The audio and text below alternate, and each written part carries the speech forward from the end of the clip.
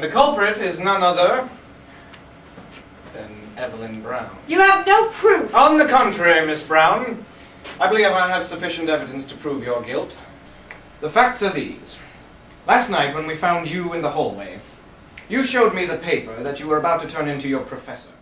What you did not realize, Miss Brown, was that that paper was the very same one that I found in Edwin Johnson's pocket the night he was murdered. Well, that's because I gave the paper to him to look over before I turned it in.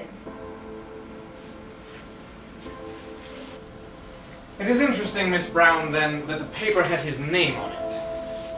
Also, that records indicate Edwin brought that same paper into the writing center to have it looked at. I can show you the session report if you'd like. No, that won't be necessary. I admit that I stole his paper, but it was only because his death had me so emotionally disturbed that I could not write my own. I was worried about failing my course. I'd be inclined to believe you, Miss Brown. That is, if Watson hadn't found out some very interesting information last night. He discovered in your email account a series of subscriptions to a service which sells pre-written papers to students. It would seem that your impressive writing skills are not your own. Yeah. Allow me to continue.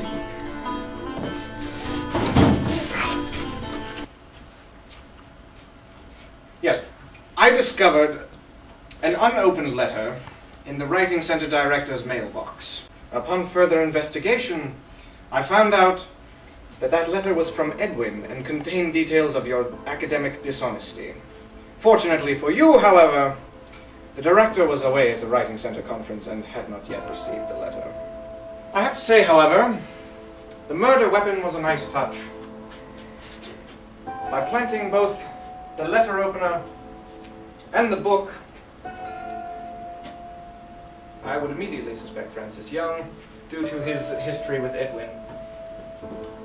However, Miss Brown, you did a poor job concealing your own involvement with the Staples.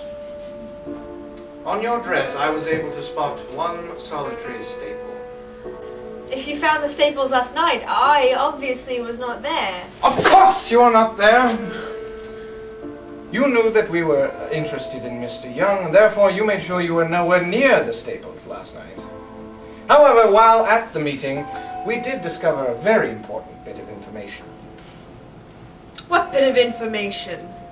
We discovered that while Francis Young is the current leader of the organization, elections for new leadership are fast approaching. Among the list of candidates, we discovered your name running against Young. Therefore, it would make perfect sense for you to frame Young for the murder. With him out of the way, you would then become president. If I'm going to be a writing center advisor, why would I be a member of the Staples? That I don't know, Miss Brown.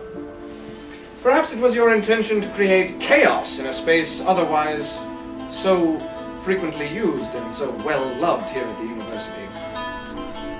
However, it is obvious that you got wind of Edwin's intention to expose your plagiarism. All right, I did it. But it was because he was going to cost me my job. And I've been a member of the Staples much longer than Francis has. I deserve to be president much more than he does.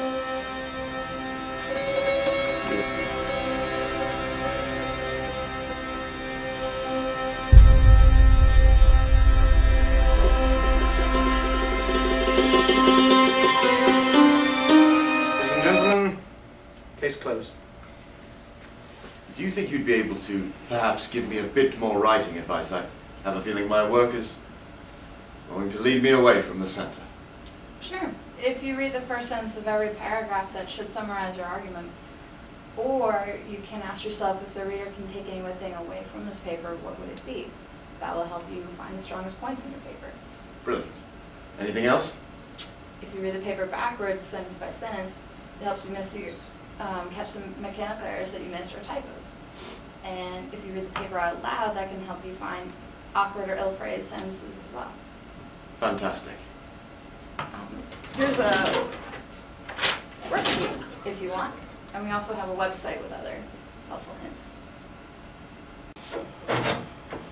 It's time to go, Watson. Right you are, Holmes. Right you are.